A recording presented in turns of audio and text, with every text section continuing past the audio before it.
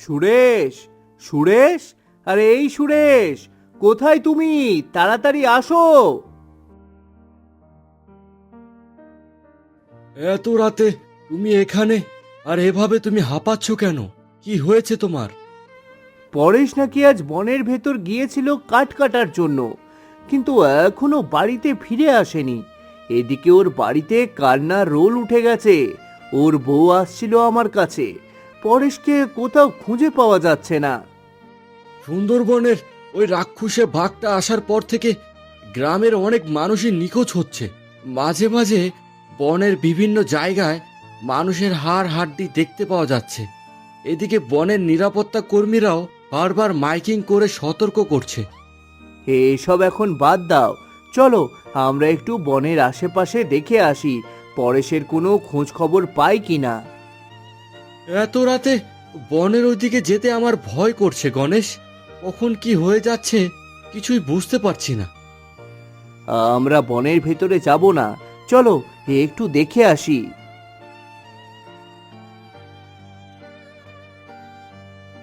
গণেশ, আর বনের কাছাকাছি যাওয়া আমাদের ঠিক হবে না।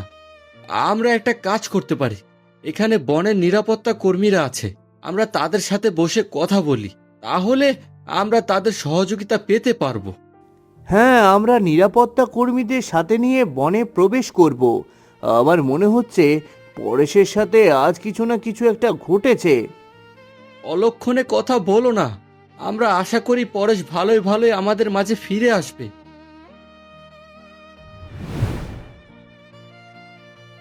দাদা বাবু, ও দাদা বাবু, আমাদেরকে বাঁচান, বাঁচান দাদা বাবু, আমাদেরকে বাঁচান। কি হয়েছে তোমাদের? তোমরা তো বেঁচেই আছো, আর আমাদের এখানে যখন চলে এসেছো, ভয়ের আর কিছু নেই।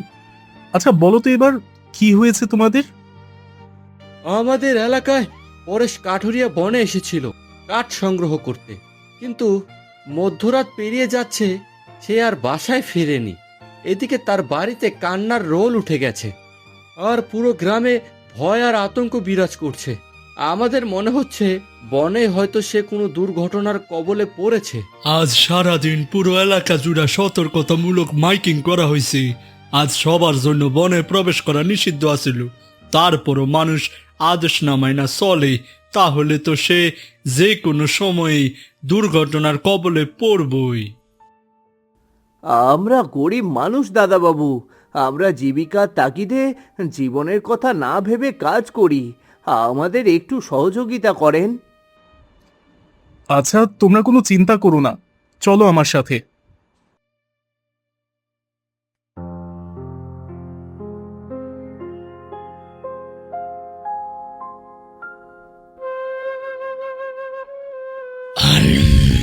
এত রাতে কে আমার আস্তানায়? আজ অনেক খেয়েছি, শরীরটা একটু অলস হয়ে গেছে, এখন আর কিছু খেতে ইচ্ছে করছে না। শুনলেন দাদা বাবু, এ তো লাল বাঘটা কথা বলছে। ভয় পেও না, আমাদের হাতে বন্দুক আছে। দেখ সুরেশ, এই তো আমাদের পরেশ, বাঘ তাকে মেরে ফেলেছে। এই দেখ দেখ।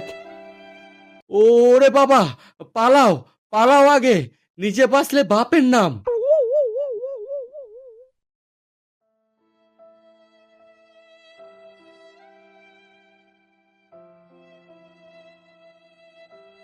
এই বাঘকে আর রেহাই দেওয়া যাবে না। সে সারা গ্রামের মানুষকে খেয়ে মানব শূন্য গ্রাম বানিয়ে দিবে। অনেকদিন থেকে একে খুঁজে পাচ্ছি না, আজ আর এর রেহাই নেই।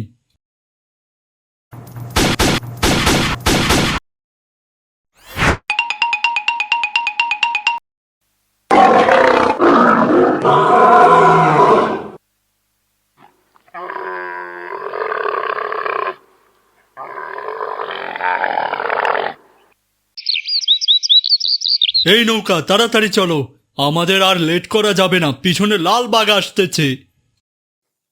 চলেন দাদা বাবু, তাড়াতাড়ি নৌকায় উঠেন, বাঘের কবলে পড়লে আর বাঁচতে পারবো না। এই অল্প সময়ের মধ্যে এতগুলো বাঘ এলো কোথা থেকে? নিশ্চয়ই এখানে অনেকগুলো বাঘ আছে। আমাদের আর এখানে থাকা যাবে না। এই বাঘ মারার জন্য বড় ধরনের অভিযান চালাতে হবে আমাদের।